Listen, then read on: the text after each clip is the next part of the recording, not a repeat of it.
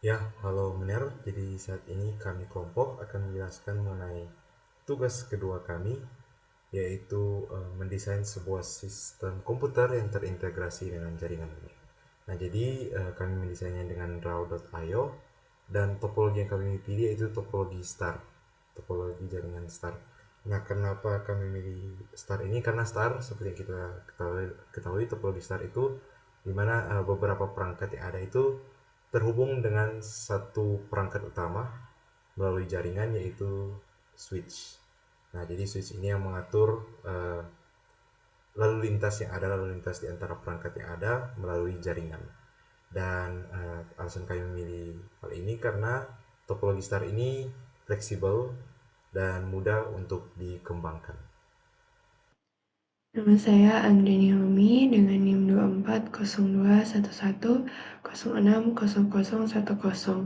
dan saat ini saya akan menjelaskan mengenai hardware komputer yang digunakan dalam jaringan. Yang pertama ada PC client yang berfungsi sebagai perangkat pengguna dan untuk mengakses layanan server. Untuk spesifikasi pada PC client yaitu CPU dengan Intel Core i5 atau AMD Ryzen 5 dan RAM 8 GB. Untuk storage, SSD 256 GB. Untuk network interface, Ethernet 1 GB per second. Dan sistem operasi Windows 11. Untuk spesifikasi pada server atau global server, CPU Intel Xeon atau AMD Ryzen 7, untuk RAM 16 GB, untuk storage SSD 1 TB, dan network interface Ethernet 1 GB per second, dan untuk sistem operasi menggunakan Linux server. Kemudian terdapat juga router yang berfungsi sebagai gateway jaringan dan penghubungan ke jaringan luar atau internet. Lalu ada switch yang berfungsi sebagai pusat koneksi topologi star dan yang mengatur lalu lintas data antar perangkat lokal. Kemudian ada server yang berfungsi sebagai penyedia layanan seperti data, aplikasi, dan sistem. Untuk alur komunikasi data, yang pertama, PC client mengirim request, lalu data dikirim ke switch, kemudian switch meneruskan ke server, lalu server memproses request. Kemudian respon dikirim kembali lewat switch ke klien.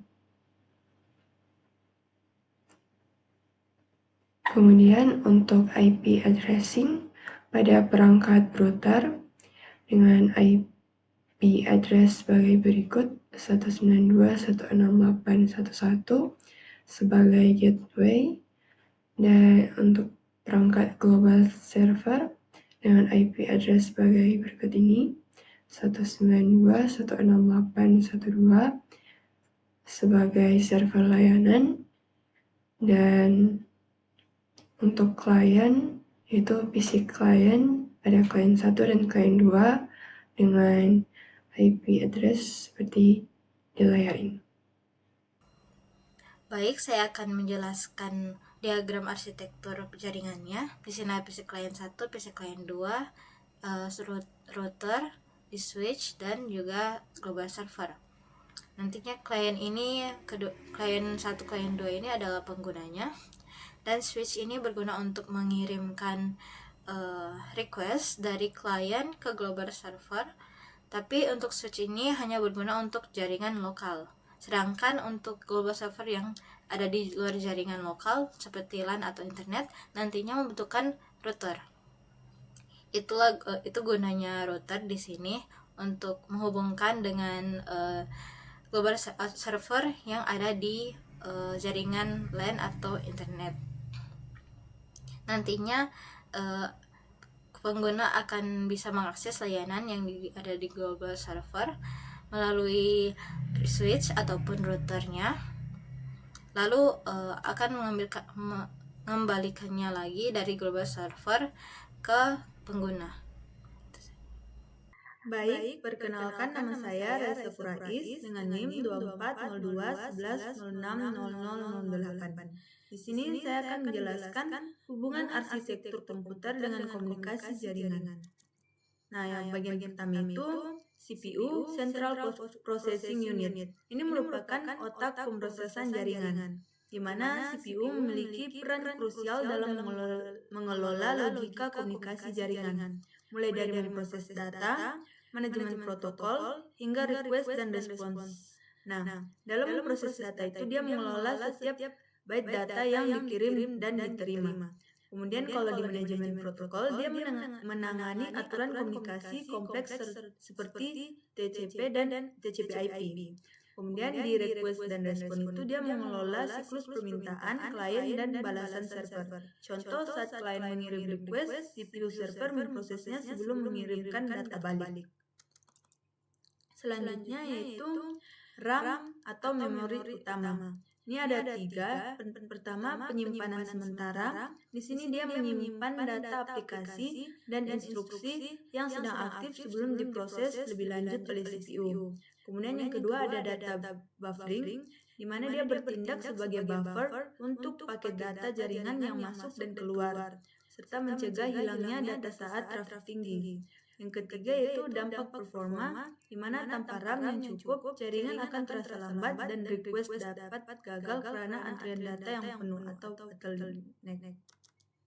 Selanjutnya yaitu NIC, di mana ini adalah Network Interface Card, di mana gerbang fisik jaringan. NIC ini adalah jembatan vital yang menghubungkan komputer dengan dunia luar. Mulai dari konektivitas, yaitu menyediakan port fisik atau nirkabel untuk terhubung ke infrastruktur jaringan. Yang kedua yaitu konversi sinyal, di mana mengubah data digital dari komputer menjadi sinyal listrik atau gelombang radio. Dan yang terakhir itu kecepatan transfer, di mana dia menentukan batas kecepatan maksimal, misalnya 100 Mbps atau 1 Gbps atau 10 Gbps. Selanjutnya yaitu sistem bus. Ini merupakan jalur transfer internal, di mana sistem bus adalah jalan raya data di dalam komputer yang menghubungkan semua komponen utama, mulai menjadi sebagai penghubung vital, menghubungkan CPU, RAM, dan NIC agar dapat berkomunikasi, serta faktor kecepatan, di mana kecepatan internet yang tinggi menjadi percuma jika sistem bus lambat, karena data tidak dapat berpindah antar komponen dengan cepat. Jadi kesimpulannya, kinerja komunikasi jaringan tidak hanya bergantung pada kecepatan internet, tetapi merupakan hasil dari sinergi antara CPU yang memproses, RAM yang menampung, NIC yang mentransmisikan, dan sistem bus yang menghubungkan semuanya. Sekian, terima kasih.